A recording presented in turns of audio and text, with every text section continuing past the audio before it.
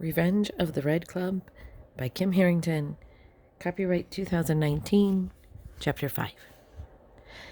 I set 4 plates down on the dining room table as something in the living room caught my eye. Our house had an open floor plan. You could stand in the kitchen and basically see everything on the first floor. And right now, my little brother Danny was sneaking up toward my dad, who was sitting innocently in his recliner reading a book. Danny grinned at me, and I knew exactly what was coming next. As he reached my father, he aimed his butt at his face and let one rip. Ugh! Dad waved his hand in front of his face. Don't start a war you can't win, son. I had broccoli with lunch. Revenge will be served warm and smelly. My mom looked up from her laptop on the couch and shook her head. There's no decency in this house. What if we'd had guests over? Dad, still waving his hand, said we wouldn't have a fart war if we had people over. You shouldn't have a... She paused, skipping over the words she couldn't even bear to say. War like that, at all. You go into the bathroom and do that in private. Nobody needs to hear about it. As much as I thought my father and brother's fart wars were disgusting, I was on Team Dad here. He shared an office with his assistant. He had to hold those things in all day. At night, in the comfort of his own home, he should be able to let loose. I loved my mom, but she was a delicate flower. In English class, we'd had to read this book from the 1800s. There was a character who fainted all the time on her fainting couch from the slightest thing. And I thought, hello, Mom. Fancy meeting you here in this old British novel. That was the main reason I was so thankful for the Red Club. Mom never sat with me and had any kind of talk about periods or whatever. She'd signed the permission slip for me to get the talk at school and figured that was enough. And sure, the school did an okay job of telling us what to expect, but questions pop up later when you're in the middle of things. And I never felt comfortable asking my mom those questions because she'd made it clear that she didn't like talk about things that should be in private. When C got her period, her mom celebrated her womanhood and baked a cake. A cake!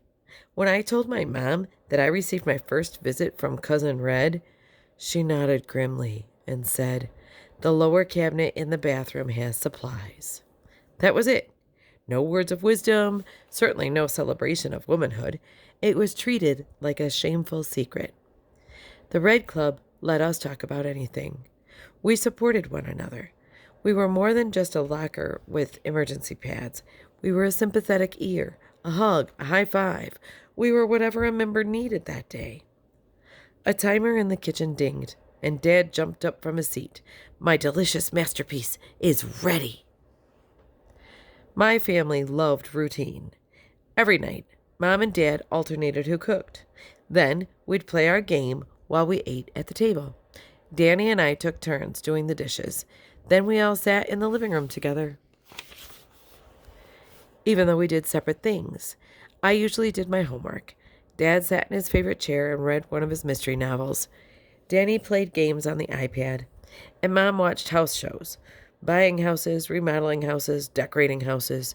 She watched them all. She claimed that it helped in her job as a real estate agent, but I thought she'd still watch them, no matter what her career was. She was a home show addict. Tonight had been my dad's turn to cook. He placed a steaming pasta casserole in the center of the table and yelled, "Come and get it." We all settled in and served ourselves. Then Mom cleared her throat and asked, who wants to go first? The Dunn family dinner game was cheesier than my dad's casserole, but my parents loved it.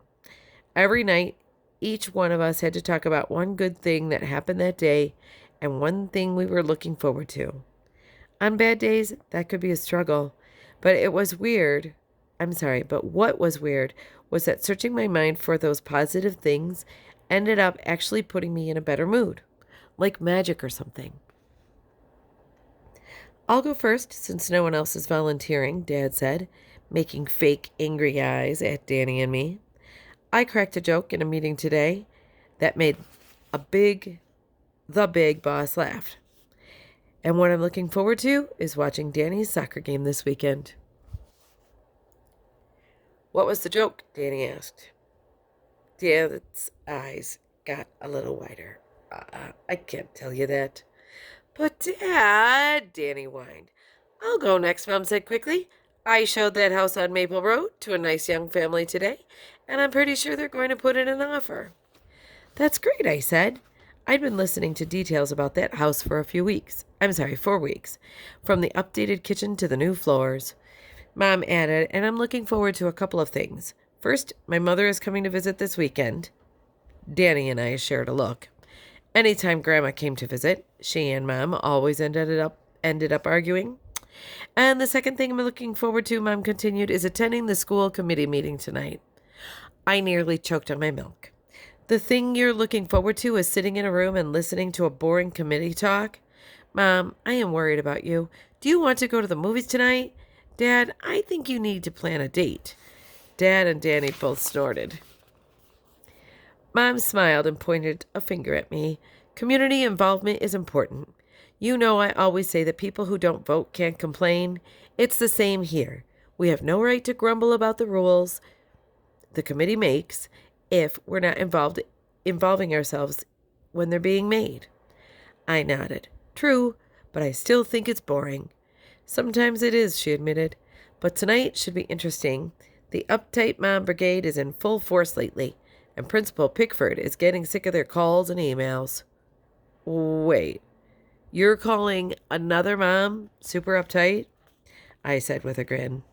Her face fell a bit. Yep, there are worse moms than me. Who knew? My heart sank. I hadn't meant it like that. I was only kidding around, but I didn't think that she was a bad mom. Far from it. I hoped my joke hadn't hurt her feelings, but before I could open my mouth to explain, Danny started in on his turn. He couldn't decide what his favorite part of the day was, so he regaled us with 5 separate long stories.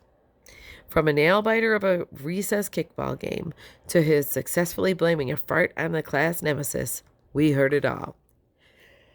Excuse me. And I was thankful once again that when he came to Hawking Middles next year, I will have moved on to high school. Danny finally finished, and it was my turn, but I was undecided. The good part of my day had been helping Julia, but my mom had made it clear that she didn't approve of the Red Club. But to say that something else had been my good of the day would be a lie. I saved a girl, I blurted. Dad paused with his fork in midair. From what? Choking? No. I stared down at my almost empty plate. She'd had her, I gazed at my little brother, monthly visitor during class and didn't realize it. The teacher called her up to the board. I knew it was going to be a disaster if everyone saw, so I wrapped my sweatshirt around her waist. Danny snickered. I know what that means. She got her period. Gross.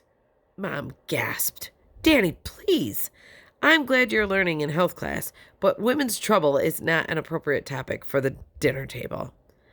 I had always hated that term. Women's trouble. Like we'd done something wrong. And I didn't care if it was inappropriate for dinner time. That was the good thing I'd done for that day, and I was proud of it.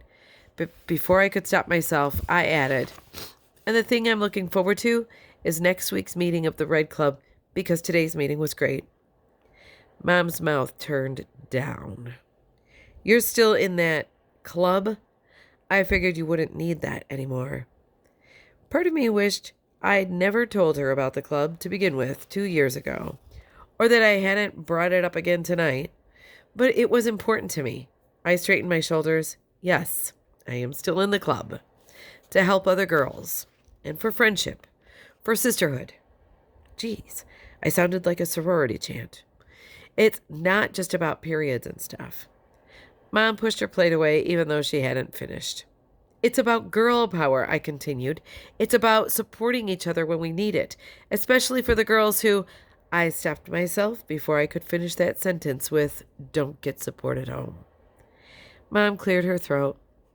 Well, I hope you don't share too much private information. It's not ladylike to talk about certain. It is ladylike, I interrupted, because these things happen to ladies.